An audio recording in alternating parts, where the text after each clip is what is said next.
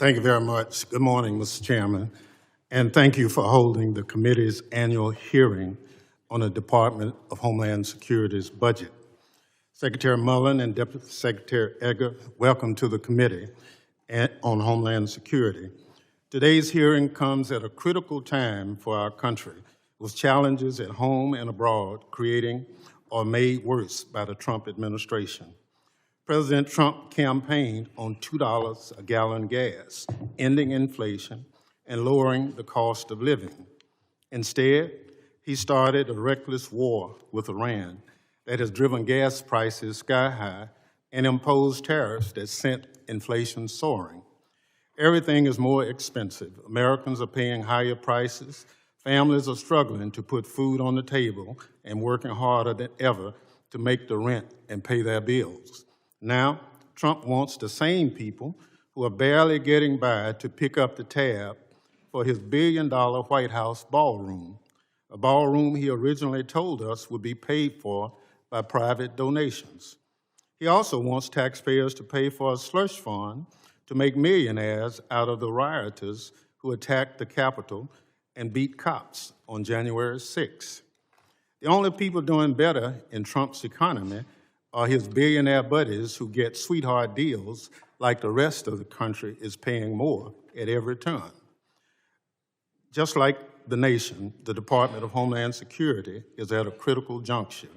Nearly 25 years ago, DHS was created to protect our nation against 9/11-style attack. Since then, administrations of both parties have worked to strengthen the department for that critical mission while protecting our constitutional rights. That is, until President Trump took office. The Trump administration has weaponized DHS against the public and used it to line the pockets of the president's cronies. It has closed essential offices meant to keep us safe and protect our civil rights, and fired or forced out thousands of DHS employees with replaceable experience. He has politicized disaster aid, approving declarations for those communities he personally favors and denying aid for those he does not. He has turned our country's immigration system into something out of a dystopian movie where federal agents shoot and kill Americans, peaceful protesters are gassed and beaten, and racism and xenophobia drives the policy.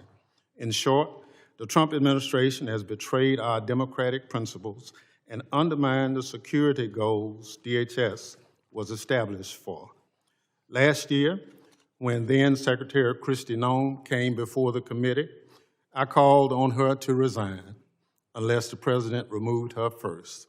She ended up cutting and running before that hearing ended, leaving under false pretense before she answered members' questions. We all know how Secretary Noem's time at DHS turned out. I'm only sorry her departure took as long as it did, because the damage the Trump administration did to the department while she was secretary will take years to undo. Noem wasted millions of taxpayers' dollars on vanity projects and private jets and used her position to enrich herself and her friends.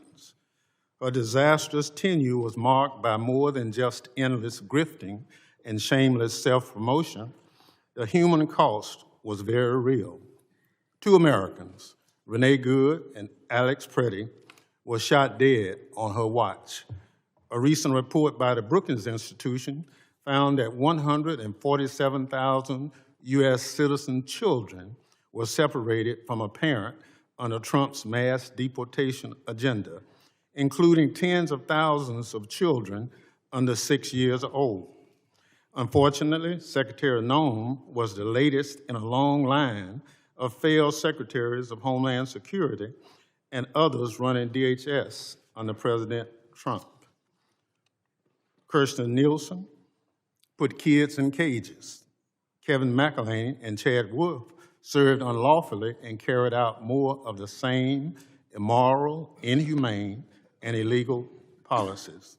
Kristi Noem and the other disgraced former secretaries may be gone, but the Trump administration's weaponization of the department has continued. I'm concerned that you are already following in your predecessor's footsteps, Secretary Mullin. Since you were sworn in just over 2 months ago, detainees at Delaney Hall Detention Facility have been living in squalid conditions and have been beaten and pepper sprayed by guards. Rather than addressing these problems and forcing the contractor that runs the facility to do its job, DHS responded by attacking protesters and defending inhumane conditions. Enough is enough. Delaney Hall should be closed. Delaney Hall is just the latest example of immigration and customs enforcement and customs border protection being out of control under Trump. A record number of people are dying in Trump's detention centers around the country at a rate roughly 1 person every 6 days. Tragically, that number is rising due to inhumane conditions, neglect, and abuse in these facilities. And yet, the President wants Congress to give ICE and CBP a $72 billion slush fund in reconciliation after they just got billions in so-called One Big Beautiful Bill Act. These are the very same agencies that killed 2 Americans in cold blood, took parents from young American citizens out of defending holding detainees in squalor at Delaney Hall. ICE and CBP should not get 1 penny more of taxpayers' dollars until they are held accountable. And Mr. Chairman, while we are on the topic, why isn't this committee doing its job? The Senate is at an impasse, but that doesn't mean the House can't craft a bill that responsibly funds DHS while putting guardrails around its rogue agencies. Our hands are not tied. House Republican leadership is just too lazy or too scared. Don't tell me otherwise. Previously, when the Senate started the reconciliation process, the House still did its job and marked up its own bill before making compromises with the Senate product. There's no reason we cannot do the same this year. Beyond the reconciliation issue, Mr. Secretary, I'm also very concerned that you seem determined to crash the U.S. economy by pulling CBP processing from airports in so-called sanctuary cities. The travel industry has sounded the alarm about your plan, warning of unnecessary chaos throughout the nation's air transportation system and devastating consequences to airports, airlines, and the traveling public. Americans are suffering enough in Trump's economy. They quite literally cannot afford another harebrained Republican scheme. I know we will be discussing this issue further today, among several others. Mr. Secretary, as I said at the outset, we're glad you're here because we have many questions for you. We expect that, unlike your predecessor, that you will stay and answer them. Secretaries of Homeland Security under President Trump have set a very low bar. Some might even say so low, it might set in hell. I wish I was more encouraged by your early actions as Secretary that you'll clear that low bar, Secretary Mullin. The situation at DHS is critical, and the American people deserve better. As a principal oversight committee for the department, we will demand just that. Thank you, Mr. Chairman, and I yield back. Support journalism you trust. Support PBS News.